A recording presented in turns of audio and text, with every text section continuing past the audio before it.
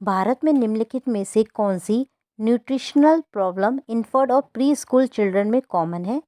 उपयुक्त सभी: kwashiorkor, marasmus, anaemia and vitamin A deficiency. दूध शर्करा लैक्टोज किसकी बनी होती है? बी और सी, ग्लूकोज और लैक्टोज। दूध शर्करा किसकी बनी होती है? ग्लूकोज और लैक्टोज। दूध शर्करा लैक्टोज किसकी बनी होती है? ग्लूकोज और लैक्टोज। ऑस्टियोपोरोसिस किसकी कमी के कारण होता है? विटामिन डी की कमी के कारण। ऑस्टियोपोरोसिस किसकी कमी के कारण होता है? Vitamin D. निम्नलिखित में से कौन सा कथन असत्य है? हाई फाइबर डाइट लेने से कोलोरेक्टल कैंसर हो सकता है। हाई फाइबर डाइट लेने से कोलोरेक्टल कैंसर हो सकता है। आज जो मैं क्वेश्चंस आपके लिए लेकर आई हूँ आपके एग्जाम्स के लिए बहुत इंपॉर्टेंट है, तो प्लीज़ वीडियो को अंत तक देखें और चैनल को लाइक एंड सब्सक्राइब करना ना भूलें। मोनिलियासिस के लिए जिम्मेदार ऑर्गेनिज्म है कैंडिडा एल्बिकेंस। मोनिलाइसिस के लिए जिम्मेदार ऑर्गेनिज्म है कैंडिडा एल्बिकेंस। निम्नलिखित में से मेनोरहाजिया का कॉमन कारण है? उपयुक्त सभी: fibroid uterus, adenomyosis, dysfunctional uterine bleeding DUB। उपयुक्त सभी। नॉर्मल इंटरवल्स पर होने वाली साइक्लिक ब्लीडिंग जो कि या तो मात्रा में ज़्यादा होती है या ज़्यादा अवधि के लिए होती है कहलाती है मेनोरहाजिया। वह स्थिति जिसमें मासिक चक्र की अवधि 21 दिन या इससे कम रह जाती है कहलाती है एपिमेनोरिया। फीटल पार्ट्स को सर्वप्रथम पैल्पेट किया जा सकता है द्वितीय तिमाही में 20 सप्ताह पर। फीटल पार्ट्स को सर्वप्रथम पैल्पेट किया जा सकता है द्वितीय तिमाही में 20 सप्ताह पर। निम्नलिखित में से कौन सा गर्भावस्था के सेकंड ट्राइमेस्टर का लक्षण नहीं है? फंडल हाइट का एंसिफॉर्म कार्टिलेज पर होना।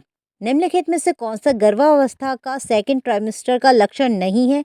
फंडल हाइट का एंसिफॉर्म कार्टिलेज पर होना। 16 सप्ताह की प्रेगनेंसी में यूट्रस की हाइट होती है सिम्फेसिस प्यूबिस तथा अम्बिलिकस के बीच मिडवे पर। 16 सप्ताह की प्रेगनेंसी में यूट्रस की हाइट होती है सिम्फेसिस प्यूबिस तथा अम्बिलिकस के बीच मिडवे पर।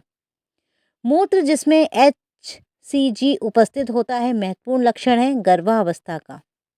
मूत्र जिसमें HCG उपस्थित होता है महत्वपूर्ण लक्षण है गर्भावस्था का। निम्नलिखित में से कौन सा एक प्रेगनेंसी टेस्ट नहीं है? Benedict test. निम्नलिखित में से कौन सा एक प्रेगनेंसी टेस्ट नहीं है? Benedict test.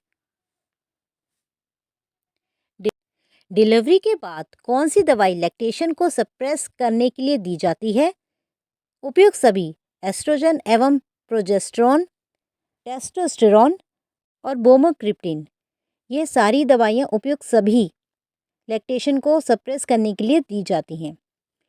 अल्ट्रासोनोग्राफी द्वारा इंट्रारेसिडुअल जेस्टेशन सैक को सर्वप्रथम आइडेंटिफाई किया जा सकता है जेस्टेशन के 29 से 35 दिन में। 1 लीटर ORS में सबसे अधिक मात्रा किस लवण की होती है? Sodium citrate. 1 लीटर ORS में सबसे अधिक मात्रा किस लवण की होती है? Sodium citrate. निम्नलिखित में से कौन सा लवण ORS में नहीं होता है? Calcium chloride. निम्नलिखित में से कौन सा लवण ORS में नहीं होता है? Calcium chloride. निम्नलिखित में से कौन सी वैक्सीन जन्म के समय दी जाती है? BCG। निम्नलिखित में से कौन सा रोग वायुजनित नहीं है? पोलियो। निम्नलिखित में से कौन सा रोग वायुजनित नहीं है? पोलियो। मलेरिया सबसे ज़्यादा किस सीजन में फैलता है? वर्षा। मलेरिया सबसे ज़्यादा किस सीजन में फैलता है? वर्षा। मलेरिया परजीवी की कौन सी अवस्था अलैंगिक चक्र के दौरान व्यक्ति में प्रवेश करती है? स्पोरोजोइटस। मलेरिया परजीवी की कौन सी अवस्था अलैंगिक चक्र के दौरान व्यक्ति में प्रवेश करती है? स्पोरोजोइटस। निम्नलिखित में से बच्चे में चिकन पॉक्स का पहला लक्षण क्या है? रेसिस। निम्नलिखित में बच्चे में चिकन पॉक्स का पहला लक्षण क्या है? रेसिस। चिकन पॉक्स का वायरस शरीर में किस रास्ते से प्रवेश करता है? श्वास नली द्वारा। चिकन पॉक्स का वायरस शरीर में किस रास्ते से प्रवेश करता है? श्वास नली द्वारा। प्लीज़ लाइक का बटन दबाना ना भूलें। निम्नलिखित में से एस्केरियस को रोकने के तरीकों में शामिल नहीं है। टीएबी वैक्सीन, टैब वैक्सीन। निम्नलिखित में से एस्केरियस को रोकने के तरीकों में शामिल नहीं है। Tab vaccine. टाइफाइड फीवर एक बैक्टीरियल रोग है। टाइफाइड फीवर एक बैक्टीरियल रोग है जो बैक्टीरिया से होता है। प्लीज़ लाइक का बटन दबाना ना भूलें। अगर आपको वीडियोस अच्छी लग रही हों तो प्लीज़ शेयर ज़रूर कीजिएगा। निम्नलिखित में से कौन सा आंत का संक्रमण नहीं है? Dengue syndrome. निम्नलिखित में से कौन सा आंत का संक्रमण नहीं है? Dengue syndrome. फाइलेरियसिस किसके काटने से फैलता है? मच्छर। फाइलेरियसिस किसके काटने से फैलता है? मच्छर। फाइलेरियसिस किसके काटने से फैलता है? मच्छर। निम्नलिखित में से कौन सा आंत का संक्रमण नहीं है? Dengue syndrome. अमीबाइसिस किस माध्यम से फैलता है? फेसो ओरल। अमीबाइसिस किस माध्यम से फैलता है? फेसो ओरल। निम्नलिखित में से अमीबाइसिस को नियंत्रित करने के तरीकों में शामिल नहीं है। Tab vaccine. निम्नलिखित में से अमीबाइसिस को नियंत्रित करने के तरीकों में शामिल नहीं है। Tab vaccine. अगर आपको वीडियो अच्छी लग रही हो तो लाइक का बटन ज़रूर दबाएं। निम्नलिखित में से कौन सा ऑर्थोपोड जनित संक्रमण है? Dengue syndrome. निम्नलिखित में से कौन सा ऑर्थोपोड जनित संक्रमण है? Dengue syndrome. एस्केरियासिस, अमीबाइसिस तथा पोलियो है आंत का संक्रमण। एस्केरियासिस, अमीबाइसिस तथा पोलियो है आंत का संक्रमण, आंत का इन्फेक्शन, इंटेस्टाइन इन्फेक्शन। निम्नलिखित में से कौन सा ऑर्थोपोड जनित संक्रमण है? Dengue syndrome. एक बच्चे के लिए प्रतिदिन विटामिन डी की कितनी मात्रा आवश्यक है? 200 IU। एक बच्चे के लिए प्रतिदिन विटामिन डी की कितनी मात्रा आवश्यक है? 200 IU। एबगार स्कोरिंग में निम्नलिखित में से कौन सा लक्षण शामिल नहीं किया जाता है? मिकोनियम पास किया है या नहीं? एबगार स्कोरिंग में निम्नलिखित में से कौन सा लक्षण शामिल नहीं किया जाता है? मिकोनियम पास किया है कि नहीं? 18 से 20 सप्ताह की प्रेगनेंसी में गर्भवती महिला द्वारा महसूस किए जाने वाले एक्टिव फीटल मूवमेंट को क्या कहा जाता है? क्विकिंग। गर्भावस्था में सर्विक्स का मुलायम हो जाना कहलाता है। सॉफ्टिंग ऑफ सर्विक्स हो जाना कहलाता है। गुडेन साइन। निम्नलिखित में से कौन सा गर्भावस्था का लक्षण नहीं है? ब्रूडजिंस्की साइन। निम्नलिखित में से कौन सा लक्षण गर्भावस्था का लक्षण नहीं है? ब्रूडजिंस्की साइन। अगर आपको वीडियो अच्छी लग रही हो तो प्लीज़ लाइक का बटन ज़रूर दबाएं। ब्रॉक्सटन हिक्स कॉन्ट्रैक्शन सबसे पहले महसूस किए जा सकते हैं सेकेंड ट्राइमेस्टर के दौरान। ब्रैक्सटन हिक्स कॉन्ट्रैक्शंस सबसे पहले महसूस किए जा सकते हैं सेकेंड ट्राइमेस्टर के दौरान। प्रसव लेबर के दौरान एमनियोटिक फ्लूइड का क्या कार्य होता है? सर्विक्स के डिलेटेशन में सहायक। प्रसव के दौरान बर्थ कैनल को फ्लश करना। यूटेराइन कॉन्ट्रैक्शन के दौरान प्लेसेंटल सर्कुलेशन में व्यवधान को रोकना। प्राइमरी एमेनोरिया मुख्यतः किसमें होता है? Adolescent girl. प्राइमरी एमेनोरिया मुख्यतः किसमें होता है? एडोलेसेंट गर्ल में। अगर आपको वीडियो अच्छी लग रही हो प्लीज़ लाइक का बटन ज़रूर दबाएं। डिलेड मेनोपॉज का क्या तात्पर्य है? जब मेनोपॉज वाली अवस्था 55 वर्ष की एज के बाद भी नहीं आए। डिलेड मेनोपॉज का क्या तात्पर्य है? जब मेनोपॉज वाली अवस्था 55 वर्ष की एज के बाद भी नहीं आए। प्लीज़ लाइक का बटन ज़रूर दबाएं। निम्नलिखित में से हाइपोमेनोरिया के कारणों में शामिल नहीं है यूटेराइन पोलाइप। निम्नलिखित में से हाइपोमेनोरिया के कारणों में शामिल नहीं है यूटेराइन पोलाइप। DUB का पूरा नाम क्या है? Dysfunctional uterine bleeding. DUB का पूरा नाम क्या है? Dysfunctional uterine bleeding. अगर आपको वीडियो अच्छी लग रही हो तो प्लीज़ लाइक का बटन ज़रूर दबाएं। लाइक करने में कंजूसी ना करें। कार्बोहाइड्रेट के पाचन का अंतिम उत्पाद क्या है? एंड प्रोडक्ट क्या है? ग्लूकोज। कार्बोहाइड्रेट के पाचन का एंड प्रोडक्ट क्या है? ग्लूकोज। निम्नलिखित में से कौन सा पॉलीसेकेराइड रेशेदार आहार का भाग नहीं है। डेक्स्ट्रीन। अगर आपको वीडियो अच्छी लग रही हो तो प्लीज़ लाइक का बटन ज़रूर दबाएं। निम्नलिखित में से कौन सी बीमारी अधिक पोषण से नहीं होती है? एनीमिया। निम्नलिखित में से कौन सी बीमारी अधिक पोषण से नहीं होती है? एनीमिया। निम्नलिखित में से कौन से ट्रेस एलिमेंट की कमी से ग्रोथ रिटार्डेशन हो जाता है? जिंक की कमी से। निम्नलिखित में से कौन से ट्रेस एलिमेंट की कमी से ग्रोथ रिटार्डेशन हो जाता है? जिंक की कमी से। निम्नलिखित में से कौन सा फूड प्रोटीन्स का सबसे अच्छा स्रोत है? मांस का प्रोटीन। निम्नलिखित में से कौन सा फूड प्रोटीन्स का सबसे अच्छा स्रोत है? मांस का प्रोटीन। 1 ग्राम वसा कितने किलो कैलोरी ऊर्जा प्रदान करती है? 9 किलो कैलोरी। 1 ग्राम वसा कितनी किलो कैलोरी ऊर्जा प्रदान करती है? 9 किलो कैलोरी। निम्नलिखित में से कौन सी बीमारी न्यूट्रिशनल डेफिशिएंसी से नहीं होती है? गैस्ट्राइटिस। अनाज निम्नलिखित में से किसका सबसे अच्छा स्रोत है? कार्बोहाइड्रेट। अनाज निम्नलिखित में से किसका सबसे अच्छा स्रोत है? कार्बोहाइड्रेट। दालें निम्नलिखित में से किसका अच्छा स्रोत है? प्रोटीन। दालें निम्नलिखित में से किसका अच्छा स्रोत है? प्रोटीन। अगर आप इसी तरह सारी वीडियोस देखते रहे तो मैं आपको लिख कर दे सकती हूँ कि इसमें कम से कम 50% पेपर तो ज़रूर फंसेगा। निम्नलिखित में से कौन सा पदार्थ आयरन के अवशोषण को रोकता है? फॉस्फेट्स। निम्नलिखित में से कौन सा पदार्थ आयरन के अवशोषण को रोकता है? फॉस्फेट्स। आयरन का सबसे अधिक अवशोषण कहाँ होता है? स्मॉल इंटेस्टाइन में।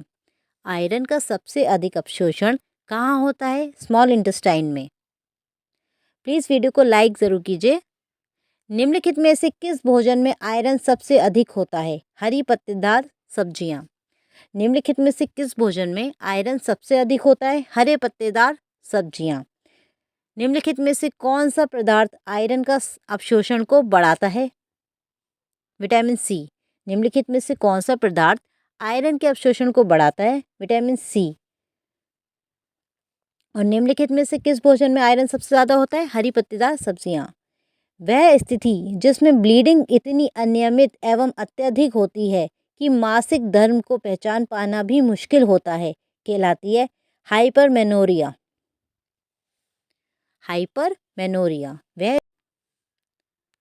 पॉलीमेनोरिया को किस नाम से भी जाना जाता है? एपिमेनोरिया। गर्भाशय से होने वाली इनरेगुलर एवं एसिलिक ब्लीडिंग कहलाती है मेट्रोलहेजिया। गर्भाशय में होने वाली इनरेगुलर एवं एसिलिक ब्लीडिंग कहलाती है मेट्रोलहेजिया। जब मासिक चक्र के दौरान होने वाली ब्लीडिंग बहुत कम मात्रा में होती है एवं 2 दिन से पहले ही बंद हो जाती है तो कहलाती है हाइपोमेनोरिया। हाइपोमेनोरिया। संभोग क्रिया के दौरान अत्यधिक पीड़ा होना कहलाता है डिस्पैरेनिया। निम्नलिखित में से कौन सा प्राइमरी एमेनोरिया का कारण नहीं है? प्रोस्टाग्लैंडिन्स का कम उत्पादन। निम्नलिखित में से कौन सा प्राइमरी एमेनोरिया का कारण नहीं है? प्रोस्टाग्लैंडिन्स का कम उत्पादन। प्लीज़ वीडियो को लाइक ज़रूर कीजिए। फैलोपियन ट्यूब के इन्फेक्शन क्या कहलाता है? सेल्फिंजाइटिस। फैलोपियन ट्यूब का इन्फेक्शन क्या कहलाता है? सेल्फिंजाइटिस। मासिक चक्र के दौरान दर्द होना कहलाता है डिस्मेनोरिया। मासिक चक्र के दौरान दर्द होना क्या कहलाता है? डिस्मेनोरिया। प्लीज़ वीडियो को लाइक करना मत भूलिए। वीडियो को लाइक ज़रूर कीजिए। मैं आपको पूरी एक गाइड सॉल्व करवा रही हूँ। 24 सप्ताह की गर्भावस्था में गर्भाशय की फंडल हाइट होती है अम्बेरिकल्स की लेवल पर। 24 सप्ताह की गर्भावस्था में गर्भाशय की फंडल हाइट होती है अम्बेरिकल्स के लेवल पर। प्लीज़ वीडियो को लाइक ज़रूर कीजिए। कोल्ड चेन का क्या उपयोग है? वैक्सीन सुरक्षित रखने के लिए। कोल्ड चेन का क्या उपयोग है? वैक्सीन को सुरक्षित रखने के लिए।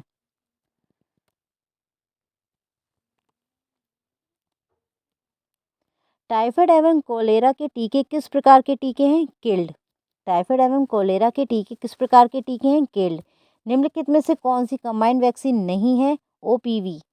निम्नलिखित में से कौन सी कंबाइंड वैक्सीन नहीं है? ओपीवी। निम्नलिखित में से कौन सी कंबाइंड वैक्सीन नहीं है? ओपीवी। टाइफाइड एवं कोलेरा के टीके किस प्रकार के टीके हैं? किल्ड। गर्भावस्था के सेकेंड ट्राइमेस्टर का महत्वपूर्ण लक्षण है क्विकिंग। गर्भावस्था के सेकेंड ट्राइमेस्टर का महत्वपूर्ण लक्षण है क्विकिंग। गर्भावस्था के सेकेंड ट्राइमेस्टर का महत्वपूर्ण लक्षण है क्विकिंग। लो बर्थ वेट बेबी में किस कॉम्प्लिकेशन के पाए जाने की संभावना रहती है? Oil, jaundice, hypothermia, infections. एक बच्चे को टॉयलेट ट्रेनिंग देना कब शुरू करना चाहिए? 18 महीने की एज पर। एक बच्चे को टॉयलेट ट्रेनिंग देना कब शुरू करना चाहिए? 18 महीने की एज पर। एक बच्चे को टॉयलेट ट्रेनिंग देना कब शुरू करना चाहिए? 18 महीने की एज पर। प्लीज़ लाइक का बटन ज़रूर दबाएं, आप लोग लाइक नहीं करते हैं वीडियो। नवजात में एडमिनिस्टर करने वाली एपिनेफ्रिन की सांद्रता क्या होनी चाहिए? 1:10,000। 1:10,000। किस एज ग्रुप में पोलियो सबसे अधिक पाया जाता है? 6 महीने से 3 वर्ष के बच्चों में। ओरल पोलियो वैक्सीन की खोज किसने की थी? साबिन ने। ओरल पोलियो वैक्सीन की खोज किसने की थी? साबिन ने। ओरल पोलियो वैक्सीन की खोज किसने की थी? साबिन ने। आयरन डेफिशिएंसी एनीमिया के लक्षण हैं? उपयुक्त सभी। पेल स्किन एवं कंजक्टिवा, थकान होना, बच्चे की वृद्धि रुक जाना। आयरन डेफिशिएंसी एनीमिया के लक्षण हैं पेल स्किन, कंजक्टिवा, थकान होना, बच्चे की वृद्धि रुक जाना। उपयुक्त सभी। प्लीज़ लाइक का बटन ज़रूर दबाएं। अगर आपको क्वेश्चंस अच्छे लग रहे हों तो प्लीज़ लाइक का बटन ज़रूर दबाएं। निम्नलिखित में से कौन सा श्वसन तंत्र का संक्रमण है? All, measles, influenza, rubella. निम्नलिखित में से कौन सा रेस्पिरेटरी सिस्टम का इन्फेक्शन है? Measles, rubella, influenza, all. Please video को लाइक ज़रूर कीजिएगा। अगर आपको वीडियो अच्छी लग रही हो तो please like, share and subscribe ज़रूर कीजिए। भारत को स्मॉल पॉक्स से मुक्त कब घोषित किया गया था? अप्रैल 1977। भारत को स्मॉल पॉक्स से मुक्त कब घोषित किया गया था? अप्रैल 1977। मातृ मृत्यु दर की अभिव्यक्ति कैसे की जाती है? प्रति 1 लाख। मातृ मृत्यु दर की अभिव्यक्ति कैसे की जाती है? प्रति 1 लाख। डॉट्स में टीबी की कैटेगरी सेकंड के मरीजों को 2-3 का ट्रीटमेंट दिया जाता है। यहाँ 2 का क्या अर्थ है? ये दवाइयाँ 2 महीने के लिए दी जाती हैं। प्लीज़ वीडियो को लाइक ज़रूर कीजिएगा। लाइक कीजिए, शेयर कीजिए, सब्सक्राइब कीजिए। ट्यूबरक्लोसिस प्रमुख रूप से किस माध्यम द्वारा फैलता है? ड्रॉपलेट इन्फेक्शन के द्वारा। ट्यूबरक्लोसिस प्रमुख रूप से किस माध्यम से फैलता है? ड्रॉपलेट इन्फेक्शन के द्वारा। आशा करती हूँ जो मैंने आज आपको क्वेश्चंस बताए हैं आपको पसंद आ रहे होंगे, अच्छे लग रहे होंगे और आपके आगे एग्जाम्स के लिए यूज़फुल होंगे। तो प्लीज़ वीडियो को लाइक, शेयर एंड सब्सक्राइब करना ना भूलें। IMNCI का पूरा नाम क्या है? Integrated management of neonatal and childhood illnesses. Please video को लाइक, शेयर एंड सब्सक्राइब करना ना भूलें। धन्यवाद। Thank you.